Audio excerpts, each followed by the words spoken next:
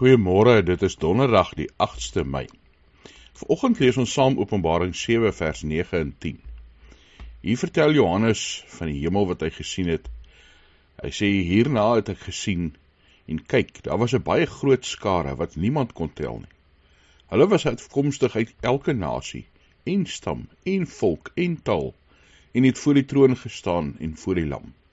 Hulle het lang wit stolas gedra, met palmtakke in hulle hande, en hulle het met 'n harde stem uitgeroep, die verlossing behoort aan ons God, wat op die troon sit, en aan die lam. Hier sê Johannes dat mense uit elke nasie, stam, volk, taal, is saam in een skare voor God. Ja, Jesus Christus bind mense wat van orals kom, wat in aardse of menslike terme verskillike baie verskil, en verskillend is, saam in een groot gemeenskap, in sy gemeenskap, in sy kinders, in sy volk. Hy maak hulle sy vriende. Dis ons geloof in Christus, wat vir ons deure oopmaak tussen mense en volke, wat die wêreld dink onmoontlik is.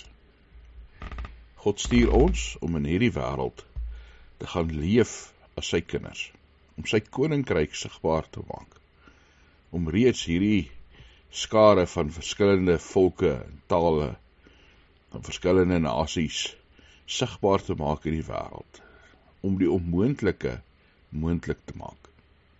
Mag ek en jy sy liefde gaan leef, met 'n oop hart, met 'n oop gesindheid na ander.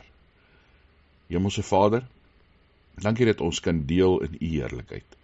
Dankie dat ons kan uitsien na 'n ewigheid by u. Here, 'n ewigheid waar ons saam met medegelowiges is, van elke volk en stam en taal en nasie oor die wêreld.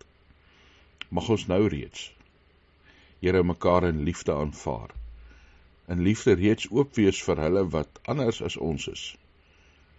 Here, hulle wat nog steeds kinders van u is. Mag ons geloof in Christus die primêre ding wees in ons lewe wat ons saambind. Dankie dat ons weet, u het ons lief. U het alle mense lief.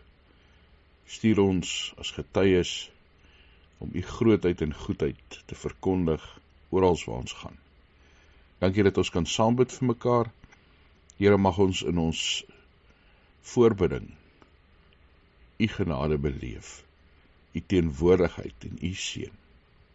In Jesus Christus se naam. Amen.